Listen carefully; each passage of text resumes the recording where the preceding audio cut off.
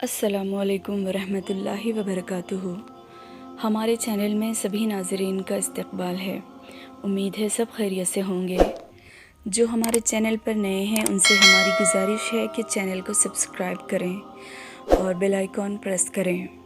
پچھلے ویڈیو میں ہم حضرت ابو بکر صدیق رضی اللہ عنہ کے امام بنائے جانے کے بارے میں بات کر رہے تھے۔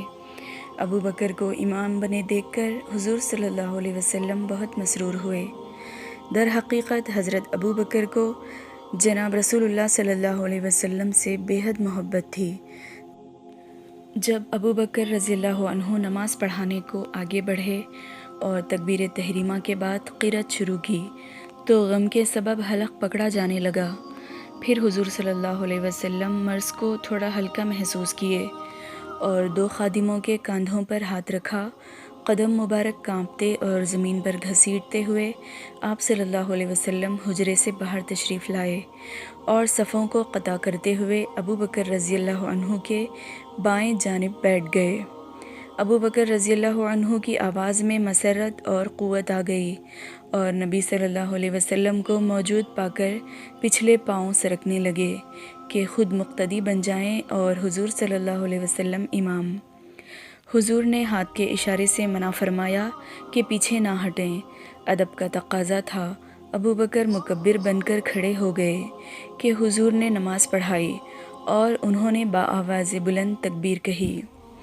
اس کے بعد حضور صلی اللہ علیہ وسلم حجرے میں تشریف لے آئے اور وصیت کی کہ میری قبر کو عیدگاہ نہ بنانا، کہ ہر سال مسرت کے ساتھ اجتماع ہو اور شادیانے بجیں، اور میری قبر کو بت نہ بنانا کہ پرستش کی جانے لگے۔ خدا لعنت کرے یہود و نصارہ پر کہ انہوں نے اپنے پیغمبروں کی قبروں کو پوجا اور مسجد بنا لیا۔ آپ صلی اللہ علیہ وسلم نے یہ بھی فرمایا کہ مجھ کو اہل بیت نہلائیں، وہی کفنائیں اور وہی قبر میں اتاریں، اور فرمایا سب میں بہتر خوشبو عود کی ہے اور نبی کی روح وہیں قبض کی جاتی ہے جہاں اس کا دفن ہونا خدا کو پسند ہے۔ اس کے بعد آپ صلی اللہ علیہ وسلم کے تکلیف میں زیادتی ہونے لگی۔ وہ چادر جسے آپ اوڑھے ہوئے تھے کبھی چہرے پر ڈالتے اور کبھی گھبرا کر منہ کھول دیتے۔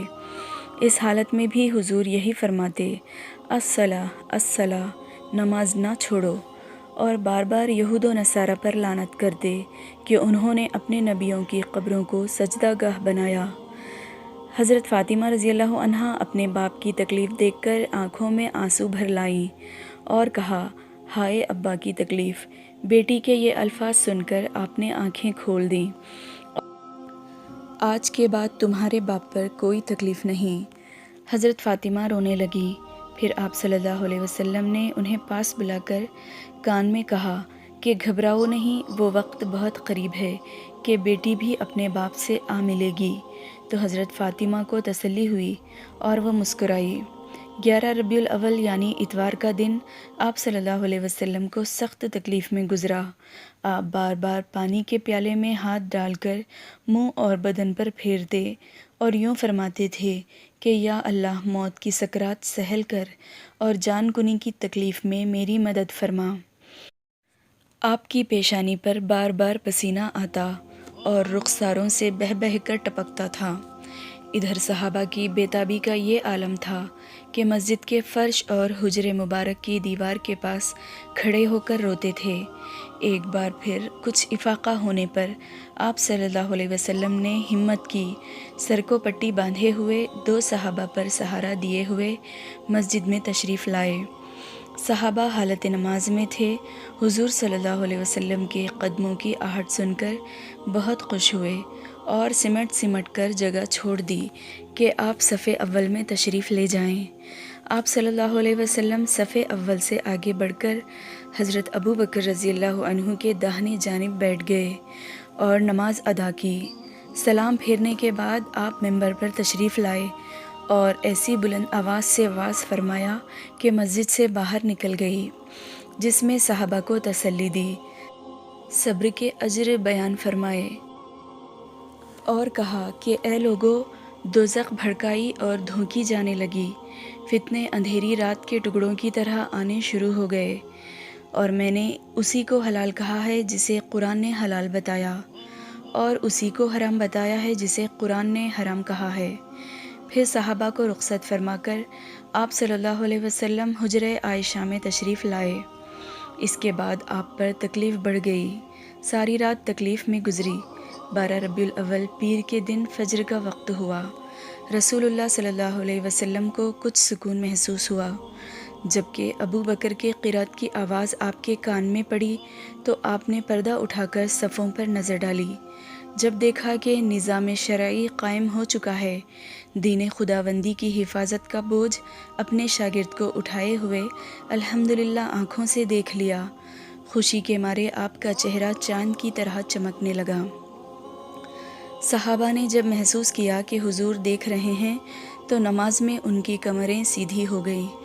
اس کے بعد حضور صلی اللہ علیہ وسلم کو تندرست پایا تو اپنے اپنے کاروبار میں مشغول ہو گئے۔ ابو بکر 17 نمازیں پڑھا چکے تھے۔ حضور کی طبیعت میں بحال دیکھ کر پوچھا، یا رسول اللہ، اجازت ہو تو ذرا گھر ہو کر آؤں؟ حضور نے انہیں اجازت دی۔ ابو بکر کو خبر نہیں تھی کہ یہ آخری زیارت ہے، چنانچہ کچھ دیر بعد حضرت اسرائیل علیہ السلام اسماعیل فرشتے کو ساتھ لیے آئے، جو 1,00,000 فرشتوں کے سردار ہیں۔ اسماعیل علیہ السلام نے اللہ کا سلام پہنچایا اور عیادت کی کہ طبیعت مبارک کیسی ہے۔ آپ صلی اللہ علیہ وسلم نے فرمایا، الحمدللہ اچھا ہوں، البتہ مرض کی تکلیف ہے۔ پھر اسرائیل علیہ السلام نے کہا کہ اجازت ہو تو روح قبض کر لوں۔ آپ صلی اللہ علیہ وسلم نے جبرائیل علیہ السلام سے مخاطب ہو کر پوچھا، کیا کریں، اس پر آپ کیا کہتے ہو؟ جبرائیل علیہ السلام نے کہا، حضور جیسے آپ کی مرضی، لیکن اللہ آپ سے ملاقات کے اشتیاق میں ہیں۔ تو حضور صلی اللہ علیہ وسلم نے اسرائیل علیہ السلام کو روح قبض کرنے کی اجازت دے دی۔ اسرائیل علیہ السلام قبض روح میں مشغول ہو گئے۔ حضور صلی اللہ علیہ وسلم کی تکلیف بڑھتی گئی۔ درد کی وجہ سے چہرہ مبارک کبھی اس پہلو رکھتے کبھی اس پہلو۔ جب حضرت عائشہ رضی اللہ عنہا نے دیکھا تو سراہنے بیٹھ گئیں اور سر مبارک اپنے سینے پر رکھ لیا کہ ذرا سکون ہو، مگر بدن پر تکلیف کا یہ اثر تھا کہ آپ صلی اللہ علیہ وسلم کو کسی پہلو چین نہ پڑتا تھا۔ اسی حالت میں ایک بچے پر آپ کی نظر پڑی جو ہاتھ میں مسواک لیے ہوئے تھا۔ آپ نے اشارے سے رغبت ظاہر فرمائی۔ حضرت عائشہ رضی اللہ عنہا نے مسواک لے کر آپ کے ہاتھ میں دے دی۔ مسواک سخت ہونے کی وجہ سے آپ منہ میں نہ پھرا سکے۔ حضرت عائشہ رضی اللہ عنہا نے اس مسواک کو اپنے منہ میں لے کر چبا کر نرم بنایا، پھر حضور کو دے دیا۔ آپ صلی اللہ علیہ وسلم نے مسواک کو چند مرتبہ منہ میں پھیرا، پھر کہا، اللہم بالرفیق الاعلی۔ اس کے بعد آپ کی حرکت کم ہوتی گئی، بدن بوجھل ہو گیا۔ حضرت عائشہ رضی اللہ عنہا نے چہرے مبارک پر نظر ڈالی تو دیکھا کہ آنکھوں کی پتلی چڑھ گئی، ناک کا بانسا پھر گیا، پیشانی پر موت کا ٹھنڈا پسینہ آ گیا اور رخساروں پر نور کی شعاعیں پھیل چکی تھیں۔ گھبرا گئیں، ہاتھ کانپنے لگے۔ معلوم ہوا کہ آپ صلی اللہ علیہ وسلم کی روح علیین کی طرف پرواز کر چکی۔ آپ صلی اللہ علیہ وسلم کا سر مبارک آہستہ سے تکیے پر رکھ دیا، آنکھیں بند کر دیں اور اس چادر سے چہرے مبارک ڈھانپ دیا جو آپ صلی اللہ علیہ وسلم اوڑھے ہوئے تھے۔ ناظرین، حضور صلی اللہ علیہ وسلم کی وفات کے بعد اہل بیت اور صحابہ کا کیا رد عمل تھا، ہم انشاءاللہ اگلے ویڈیو میں بات کریں گے۔ اللہ تعالیٰ سے دعا ہے کہ اللہ تعالیٰ ہمیں ان چیزوں پر عمل کرنے کی توفیق عطا فرمائے جن کی حضور صلی اللہ علیہ وسلم نے ہمیں وصیت فرمائی۔ اس ویڈیو کو زیادہ سے زیادہ شیئر کریں، ویڈیو کو لائک ضرور کریں۔ یہ سننے کے بعد آپ کو کیسا محسوس ہوا کمنٹ پہ ضرور بتائیں۔ انشاءاللہ اگلے ویڈیو میں ملتے ہیں۔ اللہ حافظ۔